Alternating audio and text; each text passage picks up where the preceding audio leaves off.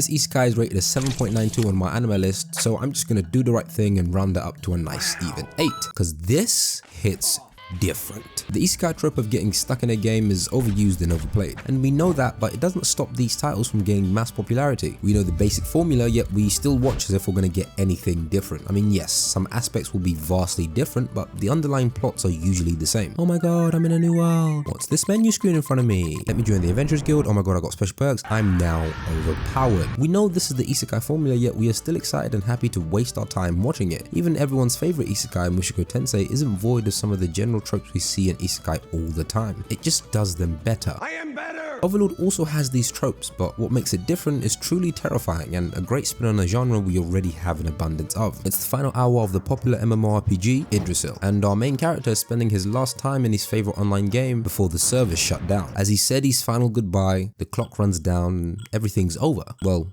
at least it should be. The clock ticks over and now he's trapped in a world that has the same rules as his favorite game, but all of the NPCs that originally never had any essence to themselves suddenly develop personalities.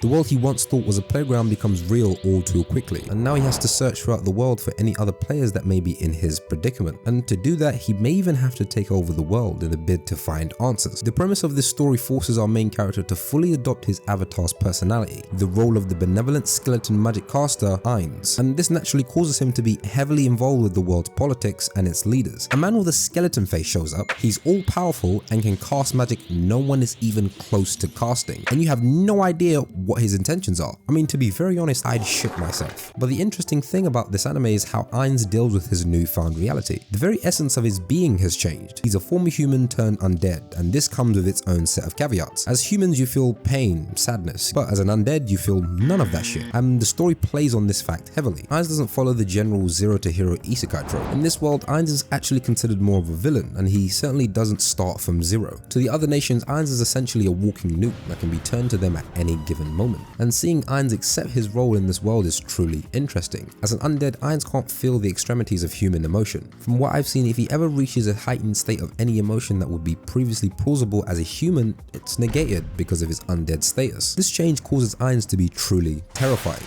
He's not your average isekai protagonist where there's this happy-go-lucky vibe about being in a new world. There isn't this retrospective moment where he's allowed to be saddened at the fact that he's able to murder humans without thinking twice. Even though the game shift into reality raises the questions, are these characters still considered NPCs or humans with lives and souls? In this anime, there isn't a leveling phase. Ainz is already what some would consider a god. Because of the main character's circumstances, this anime glazes over the fact that some of his actions are truly evil. But the anime makes you feel as if this is a natural occurrence, as if this is how things are supposed to be. But there's obviously a fundamental flaw here. As the viewer, you are painfully aware it's not just a game. These are not just NPCs anymore. They are capable of thought, reasoning, they have a family, lives. They don't exist to make the player or the world feel alive. The world is alive because they exist. And I truly believe this part is super fun to think about. We aren't just watching the isekai goody-goody stroll his way into a tavern asking for a job on the board. We're watching an evil lord impose his will over this world. And it's this sheer feeling of dominance and might over all of Ainz's opponents is what makes this anime fun to watch. Because you ask yourself consistently, what happens once Ainz meets another player? The hints of other players' existence are sprinkled throughout the world, and I'm certain Ainz is not the only one roaming this new plane of existence. I think the most interesting part of any good isekai is how the main character adapts or doesn't adapt to their newfound environment. In this world, Ainz takes the benevolent ruler approach to all his dealings. To his subordinates, he's revered as a god and must behave accordingly. He must foresee everything, have a highly sophisticated plan for all possible outcomes,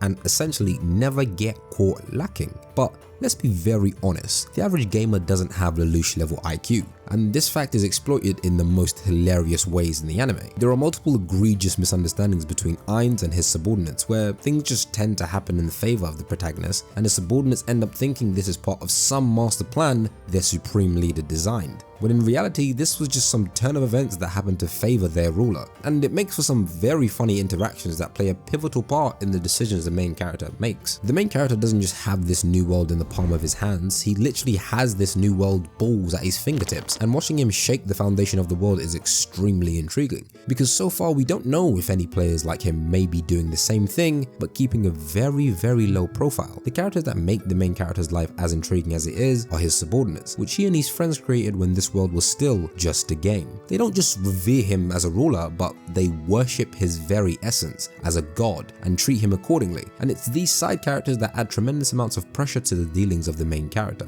Imagine you're stuck in a new world and there's no way you can afford to make a mistake because you have all these fantasy beings looking at you in awe 24/7. Talking about pressure. The pressure is getting worse. The anime literally is just a good watch. It's nothing complicated, there isn't this masterful use of story elements that interlock with the intentions of the characters, there's none of that shit. It's a good old fantasy with a unique spin, and sometimes that's all you need. I know there's this select group of anime watchers that think every single thing they watch must have this underlying message with a tone that sets the stage for some brilliant storytelling, but sometimes you just don't need all that. Sometimes you may just want a good old fantasy trash that's good for the soul.